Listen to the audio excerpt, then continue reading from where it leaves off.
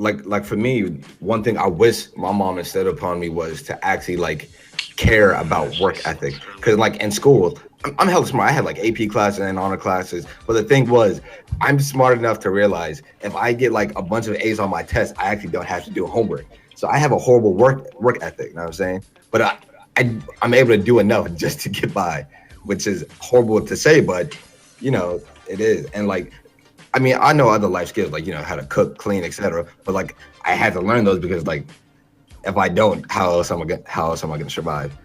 But like for people who aren't able to like have the determination to be able to make it regardless of the odds, it's like, well, let's say your parents or you only have one parent in your household, they got to work all the time. Like, what are you gonna do for fun in the meantime? Like, what are you gonna do to like build yourself and develop yourself for the future? Like, what skills are you teaching yourself or learning? And the thing is, like, a bunch of kids only have like the TV to look up to. And what sucks now is like when I was growing up, like the only reality shows that I remember watching was like Flavor of Love and like The Love of Money and shit like that. Oh my god! Like on VH1, that shit. Oh my god! The innovators of that bullshit. I love New York. Oh my god! Yeah, like shit like that. But then I was like, I don't care about these niggas. Eventually in my life, I was like in high school, I was like, I don't care about this shit. It's the same thing. Why am I watching these niggas get paid to live their lives? So I was like, I'm done with that bullshit. But it's like I would hate to have a daughter in this world, and her influences is Bad Girls Club and half like the Baller Wives. I don't know what this is called. The Real Basketball Wives of so and so and Hollywood this, Hollywood that, Yeah, Kardashians.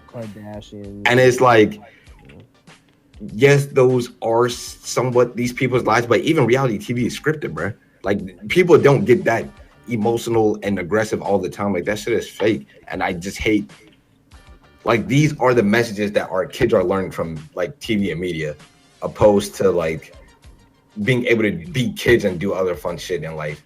And even that, just also teenagers. Like I said, like when I listen to rap music, I honestly don't like listen to positive shit. That sounds horrible. Mainly because I guess like my upbringing. But like, I don't like listening to positive shit because I don't resonate with positive shit. That's why I love trap music. I love drill music because in a way it is about like something positive at the end of like niggas making money out of a horrible situation, which is like why niggas like to stunt.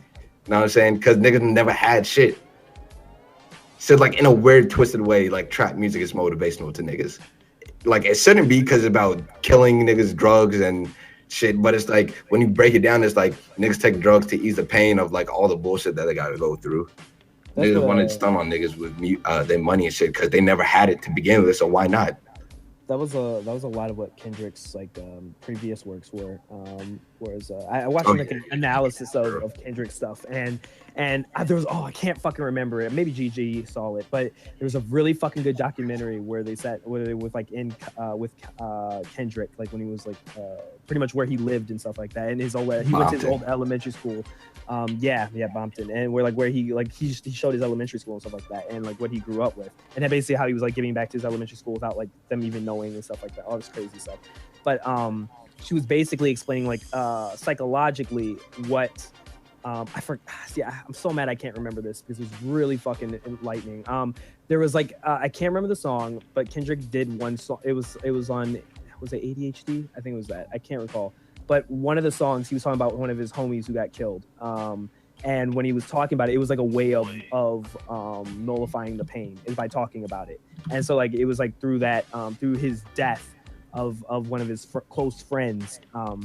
And like from that, it became like a vicious cycle of like drugs, sex, money, stuff like violence, like as a way to dull like the pain and bleakness of like not knowing what to do in life. And hopefully that one of these things will either make him feel good about where he is in life, or just kill him, or get rid of the pain by death. Basically, it was really good. I gotta find it, but yeah, that's. I see what you're saying though. That reminds me of another Kendrick Lamar song where he's talking about him and his niggas are at like I think the BET Awards or some awards, and like they want to rob niggas, and it's like you're at the top right now, and it's like that's on your mind, robbing niggas for their shit. Yeah. He was talking about the core of like you can take like You can Niggas take out the of the hood. nigga out of the hood, but you can't take the hood out of the nigga. Like it's programmed into them. And even when they make greatness, this is like why we always like when we're in the DMs like why would this nigga do this stupid shit? Like why would you start a fight, or why would you get like all the stupid shit that we were talking about? Like dude, like you made it, you have hundreds of dollars. Why would you get thrown in jail? The moment when you're like at the top of your game doing stupid shit, like Bobby Smurder, for example, and so many others who just get thrown in jail. Like when they're potentially where they could essentially be at the peak of like who they are. And throw it away. They're at the top of the like the top 10%ers of America, and it's like, bro, like, what are you doing? And they throw it away because because this nigga talked shit about him on the internet or stepped on his shoes. So it's like I gotta kill him and stuff like that. It's crazy to me. It really is. But it's conditioning, dude. It's all conditioning. And once you break the chains of conditioning, you unlock your potential and you realize the sky's the limit. Like it's so true. It's giving the person the tools to break those chains, because that's what people are like. You know what it is, but that's why a lot of people are afraid to give them those tools. But once they get those tools, the sky's the limit and their potential can be fully unlocked. I look at it like Hunter. I seriously look at it like Hunter x Hunter.